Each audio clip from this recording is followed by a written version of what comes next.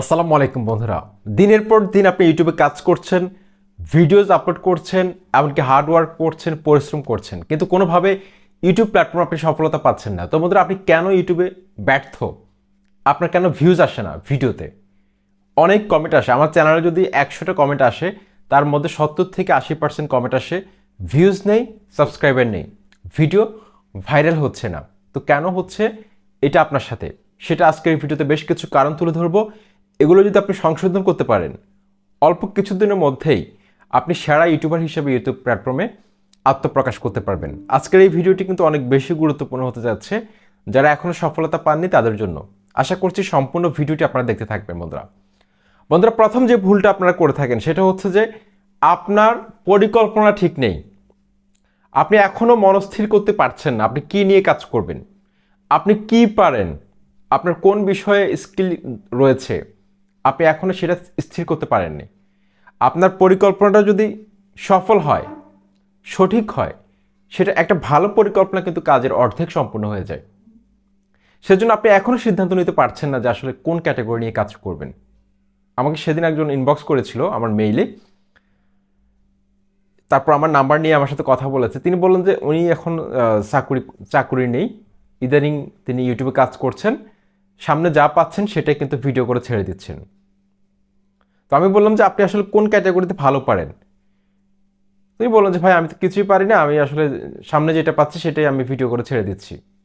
তো এইভাবে কি আপনি ইউটিউবার হতে পারবেন? আপনি ভিডিওর কমেন্ট বক্সে এসে বলবেন যে আপনার ভিউজ নেই। তো প্রথমত আপনার পরিকল্পনা ঠিক করতে হবে আপনি কোন ক্যাটাগরি নিয়ে কাজ করবেন।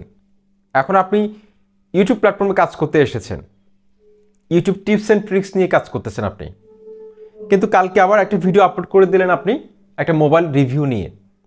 এটা কিন্তু ট্যাগ ক্যাটাগরির মধ্যে একটা সাব ক্যাটাগরি। সেজন্য ফার্স্ট অফ অল আপনাকে থিম ঠিক করতে হবে, কারণ ইউটিউবের প্রথম যে মনিটাইজেশন রুলসটা রয়েছে সেটার মধ্যে আপনাকে থিম ঠিক রাখতে হবে। থিম যদি একটা চ্যানেলে ঠিক থাকে, সেই চ্যানেলটাকে ইউটিউব আজকে হোক, কালকে হোক বা পরশু হোক, ইউটিউব নিজে বুস্ট করবে। এটা ইউটিউব নিজে বলেছে। সুতরাং আপনার ভিডিও যদি আপনি র্যাঙ্ক করাতে চান, প্রথমত আপনাকে থিম ঠিক রাখতে হবে। দ্বিতীয় যে কোয়ালিটিটা আপনাকে ইমপ্রুভ করতে হবে সেটা হচ্ছে ভিডিও কোয়ালিটি। ভিডিও কোয়ালিটি বলতে আমি আপনাদেরকে ডিএসএলআর ক্যামেরা বা দামি কোনো গ্যাজেটের কথা বলছি না।